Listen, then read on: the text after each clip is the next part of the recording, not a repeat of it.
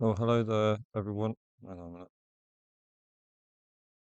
Hello, hello there, everyone, and welcome to a bit of a different video. This will be posted on Instagram and YouTube, maybe Discord as well, because I have said to my some of my followers about doing this video today. Obviously, today's topic I'll be speaking about will be I wanted to do this for a very long time, is the Crash Bandicoot versus Spyro not comparison, but it's sort of like, in my opinion, the battle. Obviously, who's better, who's had more memories of me, all this sort of stuff.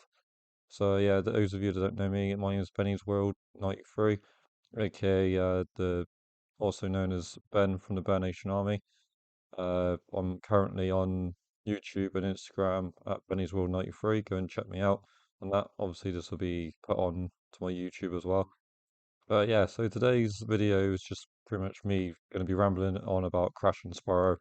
Obviously, I will be probably putting shorts like reels on Instagram of like bits and pieces and that. But yeah, so today's video, I just wanted to talk about Spyro and Crash. Obviously, Crash is older than Spyro. Obviously, I don't think it's like a year or maybe 2 years. I think it's 2 years actually, 'cause Crash Bandicoot, the first one, the very original one, was released in '96, and I believe Spyro, yeah, '98, because Spyro 3 was in 2000. So yeah, so Crash is 2 years older than Spyro. So obviously you had Crash 1, '96, Crash 2, Cortex Strikes Back, '97, Crash Warped, '98. It's pretty much going to be the first three games that I'm going to be talking about. Obviously, we are going to talk about the remastered versions of WoW. So obviously, I'll just put my, because obviously like, it's going nuts. But yeah, yeah. So Crash Bandicoot. Even though it's the very first game I ever played, I didn't really, I didn't really play it that often. I will just put it there. It's still picking me up. Yeah. So it's. I didn't really play Crash Bandicoot, the first one, that much. Really, I think I probably got into Crash Bandicoot when it was Crash 3. Warped, I think I played that one majority of it. So yeah, so it's it Crash. I think I played more Spyro than I did Crash, if I'm honest. Obviously, when I was growing up, I did play Crash Bandicoot, but my friends were more into the Crash Bandicoot series than I was when I was younger. But obviously, I had like Crash Bandicoot 1, 2, 3, Crash Bash, Crash Team Racing. So pretty much all the PlayStation 1 versions of Crash, and obviously the same for Spyro 1, 2, and 3. Um, I remember when my parents first brought Spyro 3, Year of Dragon. Me and my sister had an argument because my sister was saying it was hers, but I think it was actually mine in the end. And then obviously when I got older, I brought it myself. So obviously I was like, oh, this is mine now. Obviously I have brought the remastered on both my Switch and my PC. Uh, I haven't got the Crash trilogy on my PC. I've got it on my Switch, but obviously I don't really need multiples versions of it. I did have it on the Xbox One when I did have an Xbox One, but I'm more into the retro gaming now. So obviously maybe get an Xbox One, maybe in the future, maybe I don't know. But yeah, so we're split it up. So we got Crash 1 versus Spyro 1. Like I said, Crash Bandicoot, the first one was released in '96 by Naughty Dog. This is the Naughty Dog series for the first three games. Spyro was never is it never no, not Neversoft, is it? It's, I forgot what the company that made Spyro. But yes, but Spyro 1 versus Crash 1. In my personal opinion, I reckon if I'm honest, those are the two harder games out of the trilogy, because obviously it's a new thing, especially nowadays with the controllers like on the Switch, like its sensitivity. They do make some of the challenges a bit more challenging. But again, I know a lot of people will agree with me or disagree with me. At the end of the day, it's my opinion. This is my opinion that I'm putting across. But yeah, so Crash Bandicoot, the story of Crash Bandicoot was you're a character that gets created to become Cortex's leader. Like his general, as he says in the cut screen. Obviously, the experiment goes wrong. Crash malfunctions the machine, and then obviously Crash gets chucked out the window, and obviously then that's when the game begins. And the object of the game is to get to, because Cortex steals Crash's then girlfriend Tana, which obviously she only appears in the first Crash Bandicoot until CTR, which is Crash Team Racing, but we'll do that in another video. Um, yeah, so Crash is obviously wakes up in a beat on face first onto the beach. Obviously, you then have to go through 26 levels.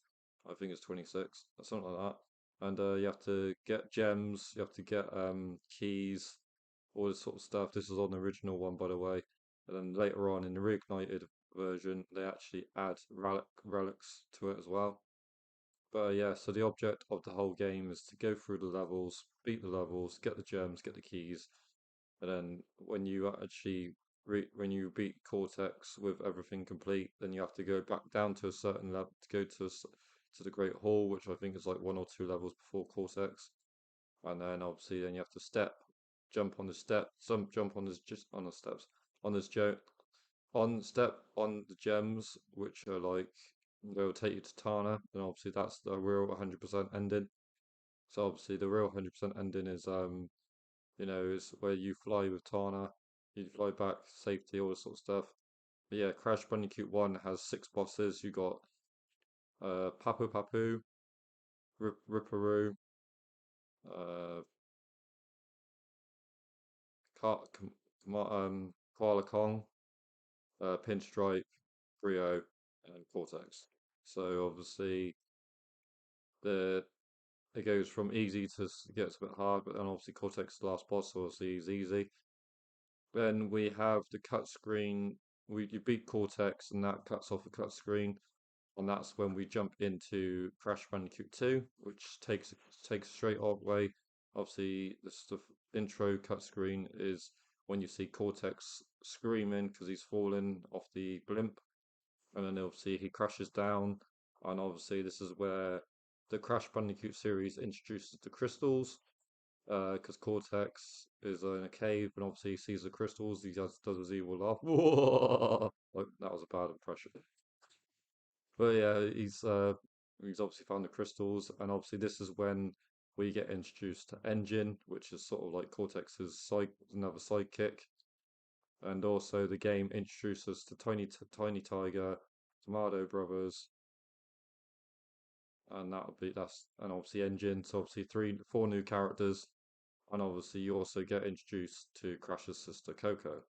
So obviously, also I forgot to say, Crash Bandicoot has, or the Crash Bandicoot series has the invincibility mask, which is known as Aku Aku, which you mean you have to collect three masks and then you can become invincible for a short period of time.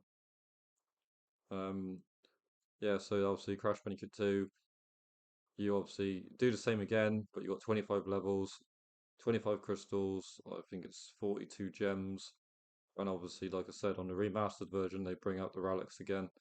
So obviously, the remastered versions, you have the crystals, gems, and the relics, and that's the same for Crash 3. But also, you have the introduce. No, you don't. Crash Bandicoot 1 had the special gems, introduced the special gems, which means you have to do a certain thing to acquire the gems. But yeah. So what you do, Crash Bandicoot 2 is same as Crash Bandicoot 1. Go through the levels, collect the crystals and the gems, defeat the bosses. You got the first boss is Ripperoo, second boss is Kamado Brothers, third boss is Tiny, fourth boss is Engine, and the last boss is Cortex. So obviously on this one, you do have Brio, but Brio seems to be on your side on this game, which is a bit weird if I'm honest. But obviously Cortex is on one side, wants the crystals, Brio wants the gems. What you do is you get the gems first, beat Cortex, as soon as you get all the gems, Brio will then appear and tell you that it's ready. His super ray gun is ready, and then obviously that's the 100% ending. So once you collect the crystals and gems and beat all the bosses, that'll be the 100% ending. So what you do is then you have another cut screen for the 100% ending of Crash 2.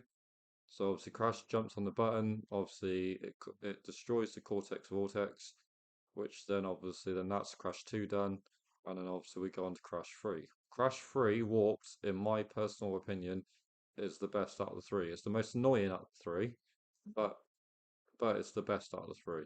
Obviously, again, Crash 3 goes from Crash 2, so obviously as soon as the cut screen of Crash 3 starts, you then um, go on go on to see the cut screen from Crash 3. Obviously, it'll have the Cortex Vortex going down into a jail, which is like where the mighty Uka Uka is. So obviously, what happens is the Cortex Vortex blows up the temple because it's like a temple entrance, and then obviously that's when the almighty Uka Uka will then get free and obviously have an evil laugh and obviously say free at last. So yeah, so Crash out of the three games, obviously I haven't said anything about Crash 3 yet, but out of the three games, I personally think Crash 3 is the best out of the three. Obviously, Crash 3, you have the bosses, you have Tiny coming back, but you also have Engine coming back and Cortex, and the three bad guys that introduce is Dingle Dial, which is a half man, half croc, or half dingo, or whatever. And you also have Dr. Entropy, which is the owner of Time Twister machine. And then obviously you have the great almighty Uka Uka, which obviously you face Uka Uka and Cortex at the end, the last boss. So obviously boss fights, the boss fights on Crash 3 is Tiny Tiger first, Dingodile second, Entropy third, Engine fourth, and obviously Cortex fifth and final. But also on Crash 3, you actually get the power ups. So obviously, once you defeat Tiny, you get the super belly flop. Once you defeat Dingodile, you get the double jump. Once you beat Entropy, you get the Death Tornado spin, which makes Crash spin even more crazier.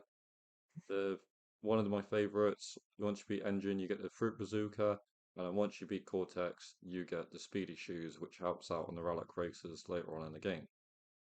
There's 25 crystals in Crash 3. There's 44 gems. I think that's 39 normal and 5 coloured. And also I think that's about 30 or 32 relics. Obviously the story is obviously as goes.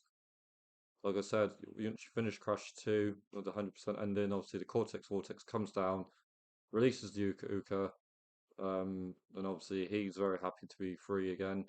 Then it comes to a cut screen with Crash, Coco, Polo, and and Aku Aku. And then obviously Aku Aku would then explain the story of how Uka Uka got imprisoned.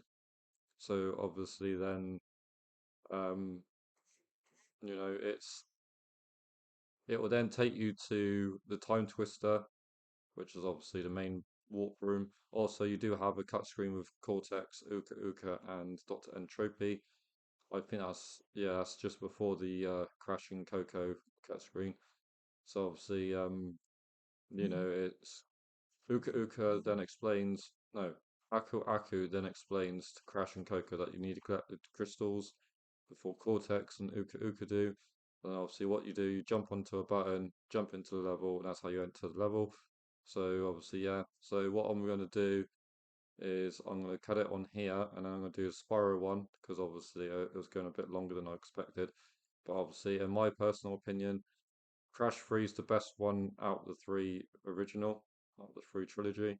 That's both on remaster and on the original. So obviously, those of you that will probably ask me what's my best is probably Crash Bandicoot 3 Warp. So yeah, so I'm gonna do the Spiral one next. But obviously, don't forget to subscribe, follow me on Instagram. Obviously, both my handles are Benny's World 93. So I'll see you in the next video.